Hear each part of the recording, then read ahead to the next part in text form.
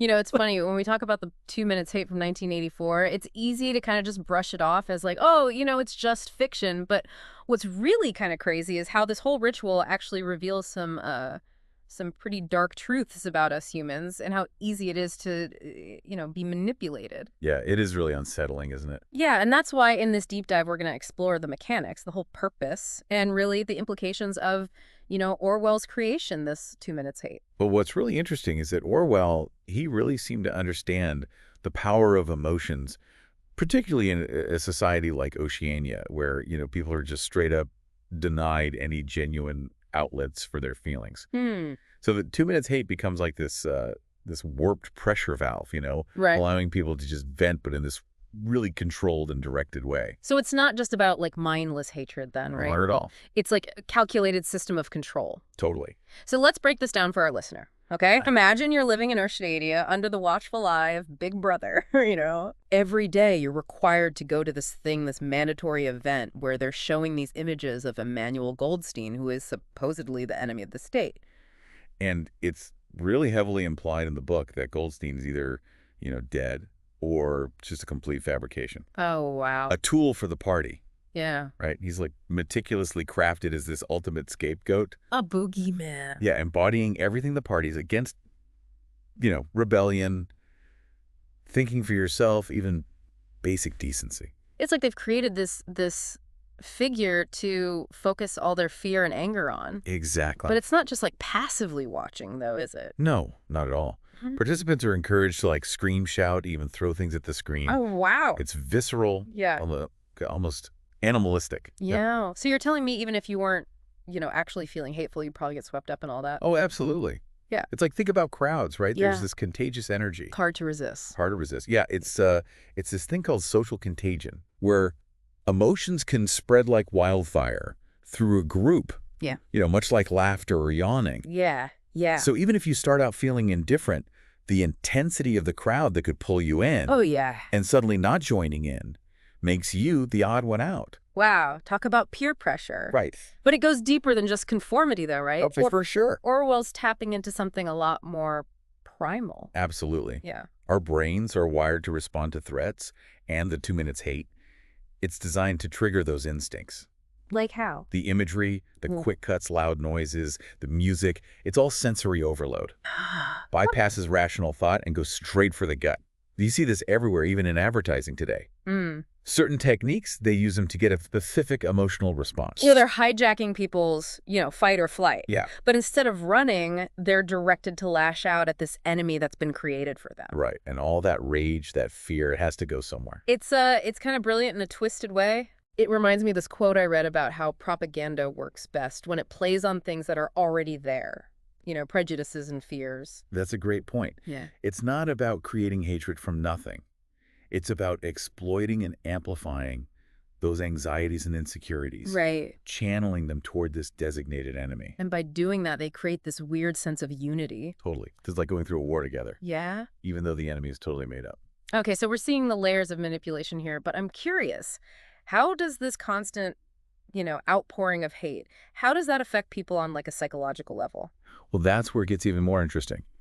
The 2 Minutes Hate, it doesn't just, manipulate people's beliefs. It shapes their entire emotional landscape. You're right. It's not just about what people think. It's about how they feel and, by extension, how they act. Exactly. Think about it. After all that like emotional outpouring during the 2 Minutes Hate, there's this sense of exhaustion, but also this weird like unity, You've just been part of this collective frenzy, and now there's this shared sense of relief. It's almost like catharsis. It's like they've created this emotional pressure cooker and then given everyone this very specific valve for releasing that pressure. Right. And of course, it's all directed away from the party itself. Exactly. And in that aftermath, critical thinking just goes out the window. You're not in any state to like analyze or question anything.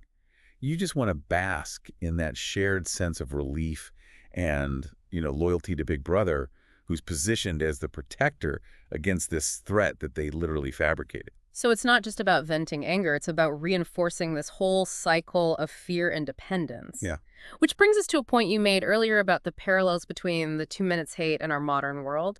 I mean, it's easy to see how this kind of manipulation could happen in a totalitarian state. Right. But can we really say that similar tactics are being used today? I mean, Well, while we may not have like literal 2 minutes hate rallies, the underlying principles are still very much in play.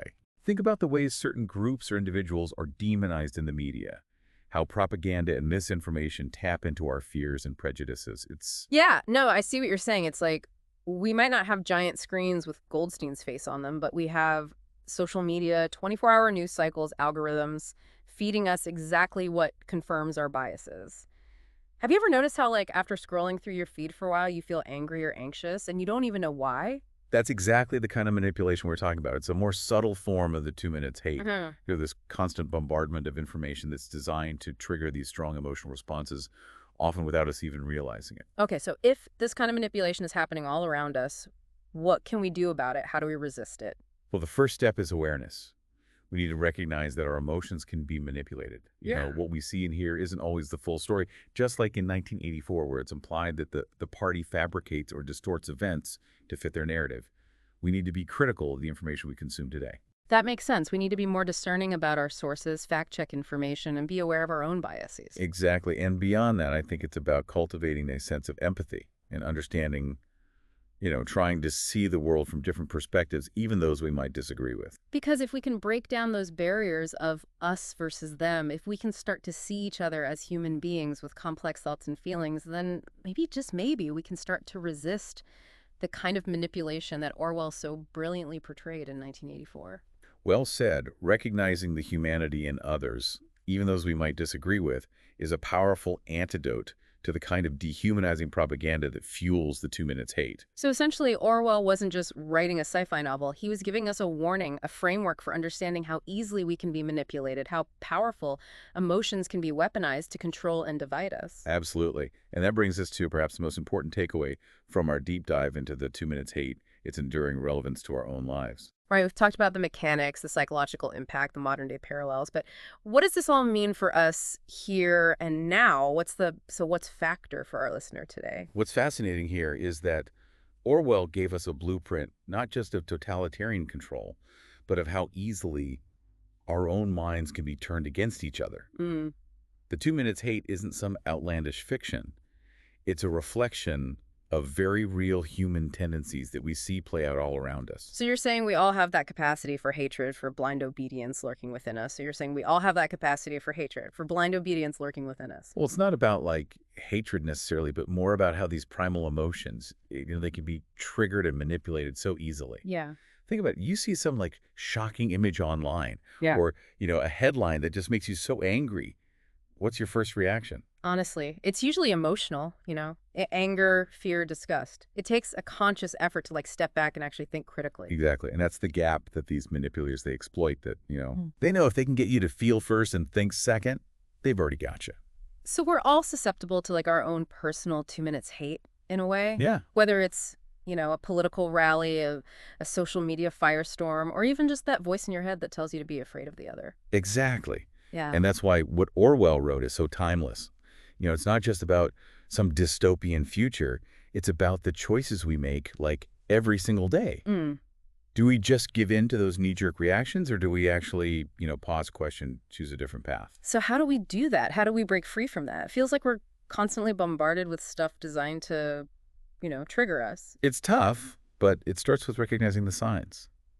Are you getting your information from a variety of sources? Are you actively looking for different perspectives? Are you actually willing to challenge your own assumptions? Those are good starting points. It's like before you just jump on that hate train, you got to ask yourself, who benefits from my anger? Yeah. Who's pulling the strings here? Exactly. And remember, critical thinking isn't about being cold or like emotionless. It's about using your head and your heart. Yeah. You know, Yeah. It's about understanding that the world is complicated, people are complicated, and the easy answers are usually not the right ones. This has been an eye-opening deep dive. I think we started out thinking this was just going to be about some crazy ritual in a book, but it's so much more than that. It's about understanding how powerful our own minds are and the responsibility that comes with that. Well said. And if I could leave you with one final thought, it would be this. The opposite of hate isn't necessarily love, it's indifference. The party in 1984, they need your passion, your rage to maintain control. So the next time you feel that surge of anger, that urge to lash out, ask yourself, is this my emotion or am I playing someone else's game? That's a powerful image to end on, and a reminder that, the fight against manipulation, it starts with each of us. Thanks for joining us on this deep dive into the 2 minutes hate, and remember, stay curious, stay critical, and stay human.